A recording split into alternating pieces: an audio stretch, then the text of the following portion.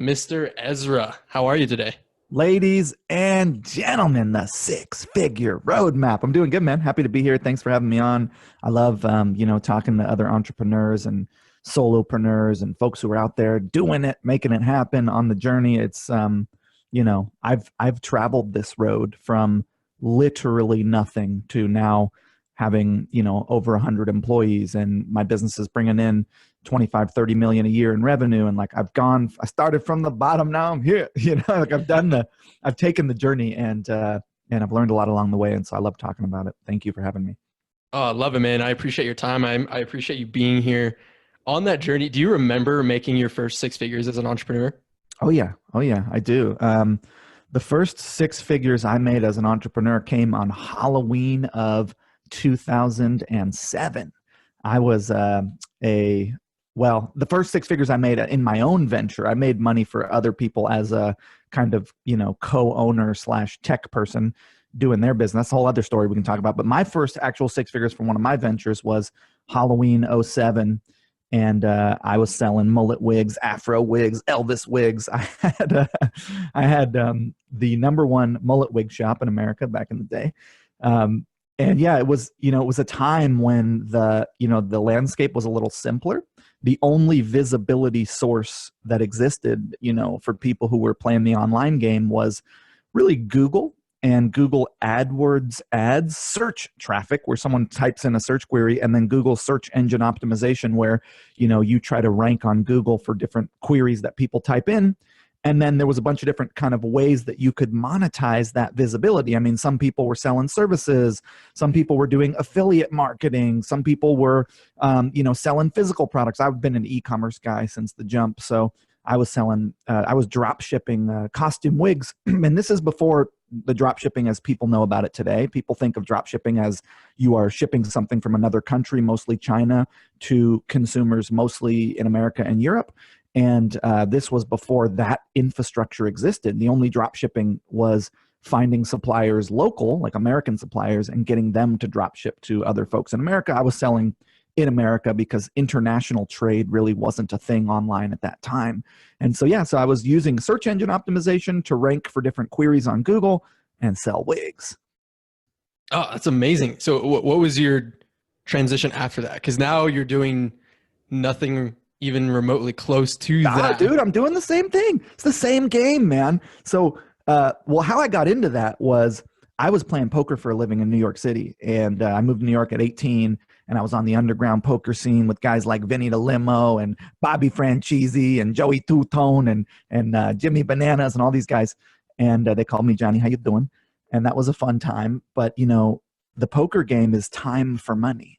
You stay up all night, you sleep all day, you're hanging out with a bunch of degenerates, and your actual time is directly proportionate to your earning potential. And I had started learning about the idea of creating systems and creating, sort of wealth generating systems that worked for me when I was doing other things. And that seemed like a good idea. And I met a guy who was, at the time, he was like, now the idea of coaching has penetrated the mainstream. There are relationship coaches and health coaches and business coaches and life coaches. I mean, this like the concept of coaching is a mainstream concept. And back in '04, '05, that was not the case. And this guy was selling a business opportunity information product, an ebook on how to start a business, becoming a life coach. And, the cool thing about coaching, and also the sort of dark side of coaching, is there is no governing body.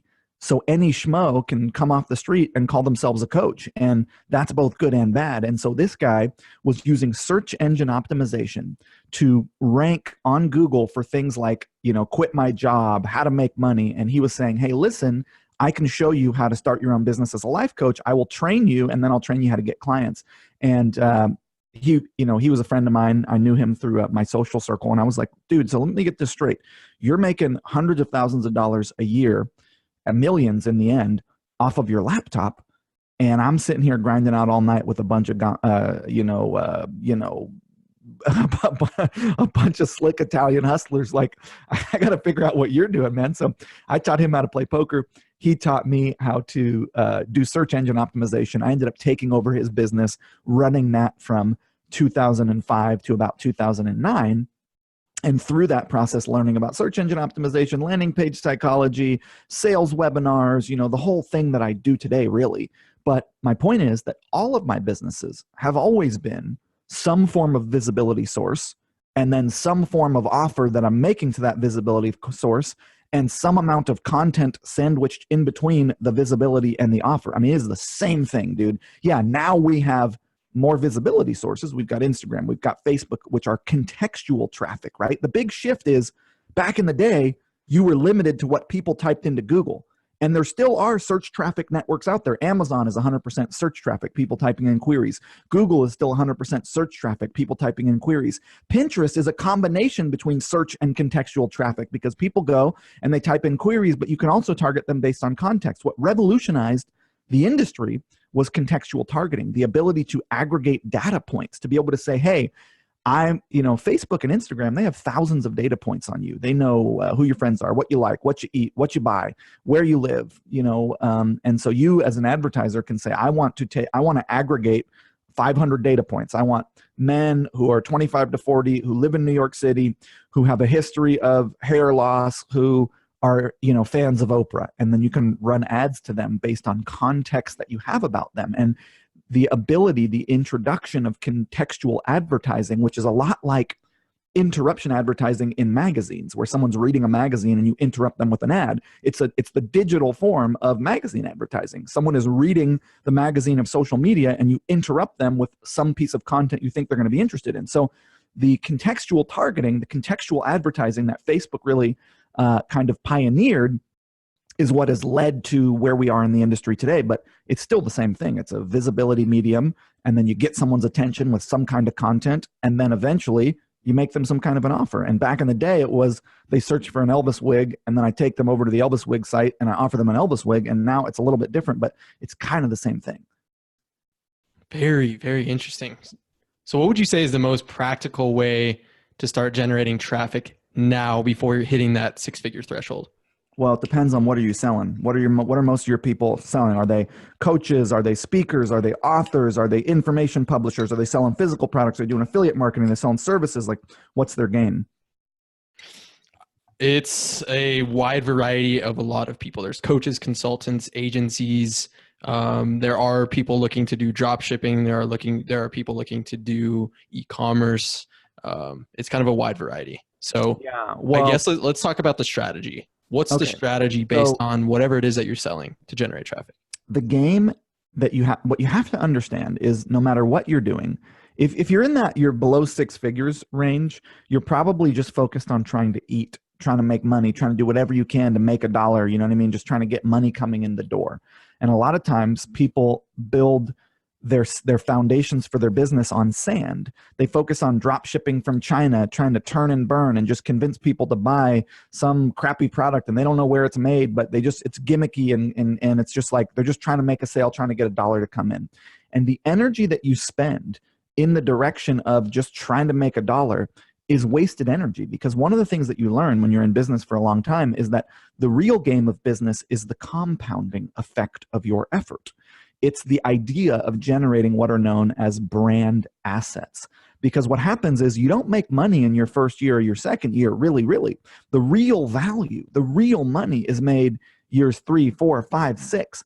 And it's made off of the brand assets that you generated in year 1, 2, and 3. The email addresses, the pixeled audiences of people who visited your website or watched your videos on Facebook, your Facebook followers, your Instagram fans, your past customers.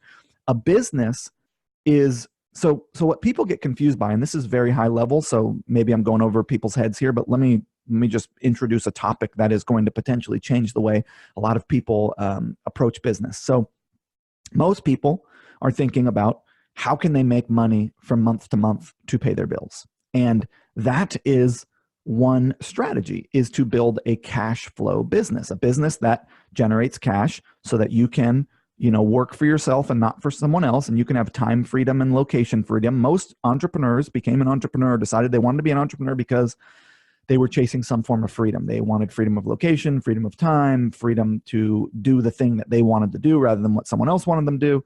And so they are focused on, how do I get something that makes me a little bit of money, enough to pay my bills, and hopefully, allow me to take care of my family and my community and stuff like that. And that is a great model, but it's not how wealth generation happens.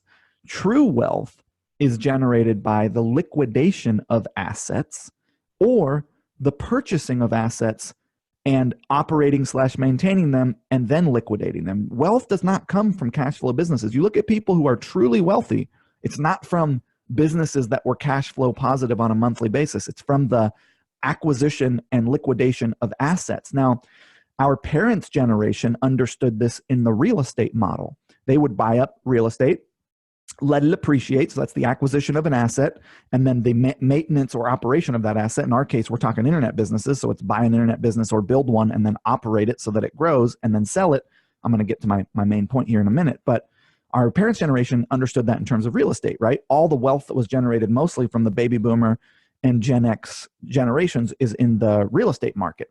And that is the liquidation, the acquisition and liquidation of assets. That's where real wealth comes from. So the idea is, if you're going to spend your time and energy building a business, build one that one day could sell.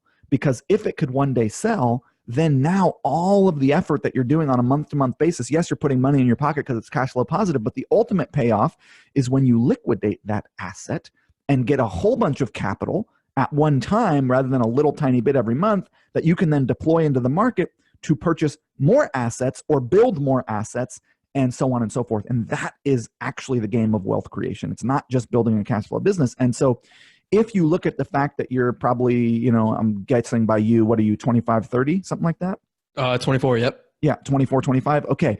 So you've got 25 to 30 years max left on your work cycle at the pace that you're going now. And most people are only looking 1 to 2 years out. They're not looking 5, 10, 15, 20 years out. And that is their problem. They don't look far enough ahead. Everybody's looking at next month. They're not looking at next year or 5 years from now. So if you figure that you've got 20, let's say 25 years left at the pace that you're going to, at the work pace that you're going now, at which time you're going to be 50, 55, you're going to want to slow down. You're probably going to have a family, probably going to have kids, probably not going to work as much. So if you figure that you got 20, 25 years to reach your wealth creation goals, and my goals are quite high. I have a lot of people I'd like to take care of. I've got a lot of things I'd like to do in the world, and those require access to resource. And so if the game is resource generation, well, then the ultimate game is asset liquidation, not cash flow businesses. So then the ultimate game is, if I'm playing the game of I'm going to build businesses, well, I'm going to build businesses that have value, that can be sold. And I've understood this since I sold my first business in 2012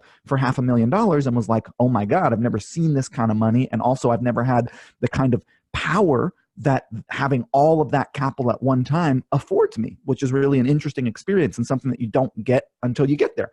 And so this brings me back to, if you're getting started today, it is much better to dig 2 stories down so that you can build a skyscraper rather than just trying to make a little bit of money. And so what you want to be looking at is, what assets can I build? What kind of business can I do that is one day saleable? And e-commerce is a really great one, but drop shipping is not, because drop shipping, you're selling someone else's brand. If you're going to do e-commerce, maybe drop ship to make a little cash, but eventually you want to white label your own product so that you have something that is your own brand. And then you want buyers and subscribers and fans and followers to that brand. Another way to do this is to, let's say you're going to, build an audience around yourself as an influencer or some brand as an influencer.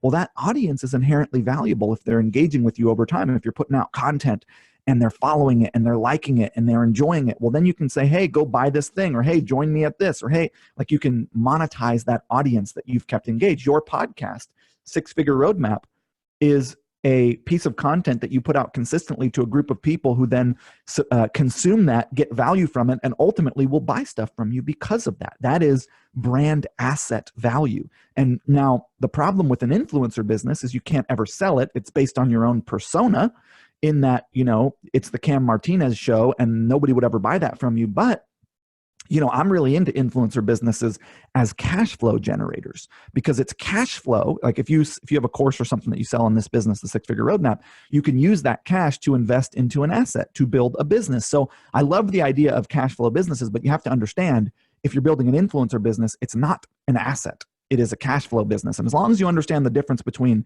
cash flow and an actual asset, you will be making much better decisions at the early part of your career, because you'd rather spend 24 to 30 not making a whole lot of money, but building a really valuable asset, so that 30 to 40 you have access to capital and wealth that you would not have if you spent 24 to 30 just running a cash flow business. So the idea is to understand that the game is asset creation, not cash flow businesses, and then put your energy and effort. Like, here's an example. I am starting a new cosmetic brand, and I've spent a year developing a product. I've sent my team to trade shows. I've gone back and forth with suppliers. I'm creating something truly unique. I finally have a formulation. I'm $10,000 and 1 year into this project, but I have a foundation. I could have just white labeled some other product, but I wanted to create something truly custom that I could tell a story about, that I could build a brand around. It may take me a year longer than anyone else who's just going to white label or drop ship, but I have the foundation for a future 8-figure payday, and they do not. Does that make sense? Yeah, it absolutely does. Okay, sorry. Well, I don't know if that answered your question, but that's what I have to say on that. No, I love it. I love the fact that you brought up thinking differently about what you're creating in terms of the difference between a cash flow business and creating assets and a liquidating asset that you can eventually sell. I love it. And I want to clarify for the people listening to this too, who, because you were saying podcast is a great way to get in front of people to provide value who will eventually buy something, right? This platform is in front of a larger asset that we're creating behind the scenes, which is a membership that is delivering a bunch of goods and services at a discounted price. So that is our liquidating asset. This is our way. This is kind of our way to get some cash in to keep building that. So perfect example of what you were just talking about. We are doing that actively right now. Yeah, and you owe it to your subscriber base to offer them things for sale, because if you don't, then you don't have money to reinvest into better content, making better products, serving them better. It's like, if you're building an audience, you should offer them stuff. Yes, exactly. 100%. I love that you brought that up. What do you see as being the number one most valuable? Let me see how I want to ask this. What do you see being the number one most beneficial business growth strategy in the next 2 years? Beneficial business growth strategy. Well, I mean, I think in general, if you're going to be in this game, one thing you should do is master advertising of any variety. YouTube advertising, Google search advertising, Amazon advertising, Facebook and Instagram advertising, video making, so that you can then amplify those videos. Like, if you have the ability to generate awareness, you will never go broke. You will always have a job, and you will always have the ability to generate awareness for the offers that you have. It is a truly, I think, one of the most important skill sets in business, and not enough people focus on getting good at it, and they just outsource it to agencies who have 1,000 other people they're running ads for. And so it's like, it's worth your time and energy to learn that, or have someone on your team learn it. Love it. You were talking about putting things in place to build an asset instead of a cash flow business. What are some things to start preparing for or implementing right now at the early stages to kind of transition from cash flow to liquidating asset? Well, I mean, businesses that you can sell. You can sell a physical product business that's branded, right? Like, that's your own white label brand, or that you've created your own product. You can sell a services agency, which is a group of contacts who are paying you on a monthly basis for services you provide to them. You can sell a software business. You can't really sell a drop shipping business, although some people do, and it's just a little harder if it's a turn and burn drop shipping business where it's all about the next fancy product. So the idea is, like, if you're going to spend your time and energy building something, build something that you can sell. It's hard to sell a affiliate marketing hustle. It's hard to sell a content marketing business that's based around someone's persona, although I think that's a really great model for a number of other reasons. So if that's what you're interested in, I recommend doing it. So it's really about choosing the right, you can't really sell a network marketing hustle. You can't really, you know what I'm saying? Like, it's about choosing the right kind of model from the jump. That makes sense. Yeah, it And totally does. building brand assets. Brand assets are saleable. Facebook fan pages, Instagram followers, podcast subscribers, email contact list. As long as it's a real group of contacts who are actually following a real brand and what they have to say, which gets into the idea of content marketing, which I think is probably the best business model on the internet, which is, creating content that is relevant to a group of people's life experiences. In this case, people who want to grow their businesses to 6 figures, that is helpful to them and that keeps them engaged over time, so that when you do have something to sell them, they know who you are and they like you and they trust you.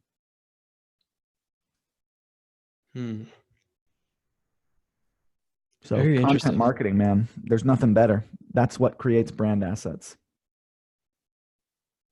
Will you talk about that a little bit more? How to use content marketing to grow your business? What should content marketing is pretty straightforward, right? It's like you have a group of people who are sharing a collective experience. In my case, like women over 50 who are experiencing the aging process and everyone telling them that it's bad. Their hair is going gray, their skin is wrinkling, their hormones are changing, and everybody is selling them that is fucked, dirty, bad, and wrong. And so that's a group of people who are sharing a collective experience.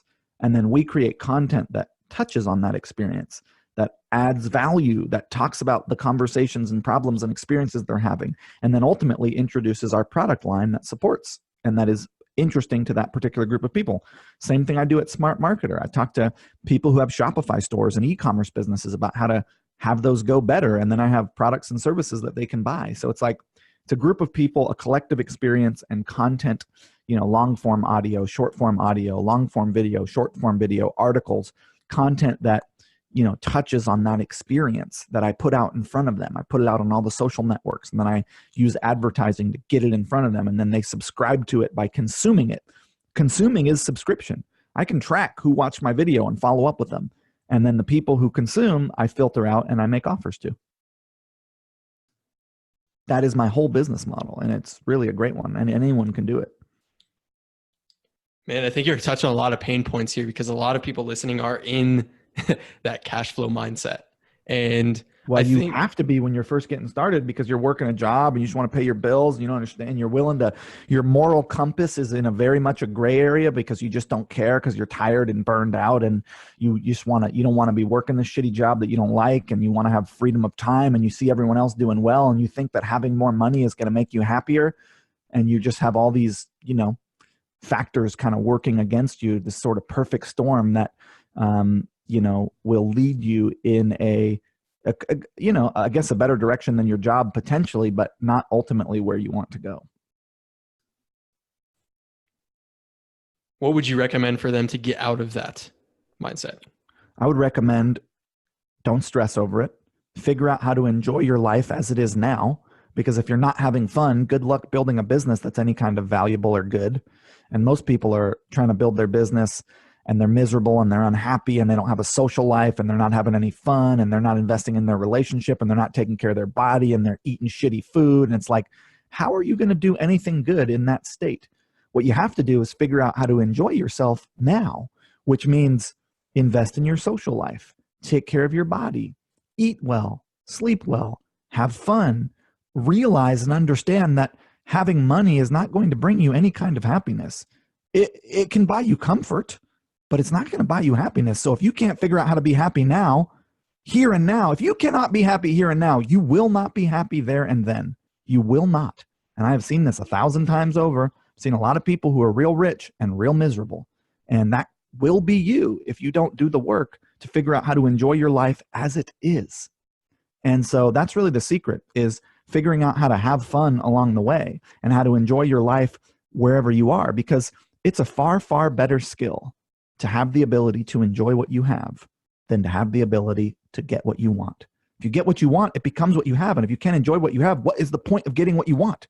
So most people think that somewhere else, some other experience, some amount of money, some other job, some other business is what's going to do it for them. And that is just a bullshit, not accurate point of view that is perpetuated by consumerism culture that sells you that, you know, you don't have enough, and that you're the wrong shape, and you're the wrong size, and you're the wrong color, and you don't smell right, and whatever other, you know, viewpoints you've bought into about your own inadequacies that are not serving you. And so the real secret is figure out how to have a good time now, and then take the next step towards what you want, but doing so from a place of already being in a good spot. And that's a mindset shift. And that is the mindset shift that will serve you on your road to six figures. Boom. Ezra, I want to ask you a few questions just to get to know you a little bit better. Sure.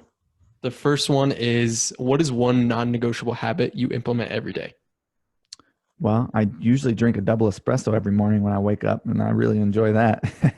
I got a fancy espresso machine, man. I'm into it. I got the grind size all right. I grind the beans. Ritual, super fun. And I also, you know, spend time with my wife and have fun with her, and, you know, celebrate our relationship, and, you know, invest in that every day, more so than my business. I mean, that's really my ultimate hustle. A lot of people have a lot of money. Nobody has a successful, profitable, ever more intimate and connected, fun relationship. I mean, that's a very hard thing to achieve, and it takes, you know, daily effort. But it is ultimately, I think, the achievement I am most proud of. Have you ever been to Europe? Yes. I was there a few months ago. Just speaking from espresso, I stayed in a house with a good friend of mine. Every single room had an espresso machine. Yeah, man. That's the way to do it. I love it. I love it. And I love that you spend time cultivating your relationship, because your significant other really is the rock that helps you survive in this world. Love it. Yeah, I mean, I think that's where the juice of life is. I think that's where the fun is. Intimacy, connection, friends, relationships. I mean, that's the good shit. Yes. What is one book you wish everyone in the world would read? One book everyone should read. Well, Stone Soup, the children's book, is a pretty good one. Perfect. On what do you like to spend your time and money outside of business? I got a lot of different things, hobbies, but probably, you know, cultivate. Well, right now what we're doing, we're building a house. That's kind of a fun project. We bought a bunch of land, and we're kind of putting together a sort of compound intentional community type thing, which is pretty cool. So that's pretty fun. But yeah, man, I buy electric skateboards. I'm into jujitsu. I spend a lot of time investing in experiences with friends and family. I take care, you know, I do a lot of supporting of, you know, different causes and family and stuff like that. So most of my money is not actually spent in business. Wow, that's surprising. Yeah, I mean, look, I invest a lot back in, but the you know, the money that I pull out, I'm not probably using for business stuff. I'm using for personal stuff. What were some unexpected expenses you had in your journey that you would recommend people prepare for? Well, most people don't pay their taxes on time or appropriately, and that's ultimately what sort of screws them over. You know, it's usually not a business operation thing that sinks the business. It's stress, overwhelm, and money mismanagement. That's generally what sinks people's businesses. So you really got to get good at managing your money. I just released a 3-part series on my blog called Money Talks, part 1 through 3. If you go to YouTube and you search Ezra Firestone, Money Talks, part 1, 2, and 3, it will change the way that you look at your finances, and it will support you in your growth. And it's all lessons I had to learn the hard way. But I really think that money management is the key to scale. What are 3 tools or pieces of software you cannot survive without in your business? Zipify apps, Zipify pages, Zipify one-click upsell. Zipify is my software. We use a lot of stuff, man. We use Trello and Slack and Google Drive and GoToWebinar and Shopify and Klaviyo and ManyChat and Yotpo, and you know, we use a ton of different stuff. Boom. Last thing I want you to elaborate on. This was in a live video I caught on Facebook of you. You were cutting some salmon, just talking. I don't think you had any intention of dropping any knowledge bombs, but I'm just from listening to you, that's just who you are now. You said tools and love dictate your success in life? What does I that mean? think I said, I think this was misquoted. I think what I said was that tools dictate your success in life and love, for that matter. And what I meant by that, right, was like, you know, if I was trying to cut that salmon like with the wrong knife, it wouldn't work. And that, again, you know, most people are sprinting. You know, it's like this whole thing in the personal development world of take massive action. People hear that and they just start running, but it's like, dude, if you take massive action in the wrong direction, now you got to travel all the way back the way that you came before you can get where you really ultimately should be going. So it's not so much about working hard and a lot. It's about working smart, right? Like the old Abe Lincoln, you know, if you gave me 6 hours to chop down a tree, or one of these presidents, I would spend the first 4 hours sharpening my axe. It's like tools are very important, you know, and you've got to slow down. And this is like, I didn't learn this until my 30s. It's only the last 3 years that I've really understood kind of this on a operational level in my life, which is the, you know, the fervor to go and get shit done. I mean, that was my 20s and that really served me, but there comes a time where that is not enough. And it makes a lot more sense to slow down a little bit, to take a little more time to think things over, to make sure, you know, it's like there's both the, you know, he who hesitates has lost. That is true. And there's also look before you leap. And that is also true. So you have to be able to hold those two truths simultaneously. And, you know, the tools I was talking about in love were not tools of a physical kind, but tools of communication, tools of mindset, tools of goal orientation. So it was more of a, you know, I was, you know, I was sharing some philosophy, man. I don't know. I love it, man. Ezra, I appreciate you coming on here, sharing your wisdom, for your time. For people who want to learn more about you, get involved in your community, learn from you, how do they do so? Follow me at Ezra Firestone on Instagram. That seems to be where the party's at these days. And smartmarketer.com is my blog. Come see me over there. I'm always putting out good stuff, you know, about how to do better in business. So yeah, thanks for having me on. Awesome, guys. I will put all that stuff in the show notes. You'll be able to link directly to it. Ezra, again, thank you so much for being on the show. I appreciate your time. Yeah, man. Thanks for having me. Of course. Cheers, everyone.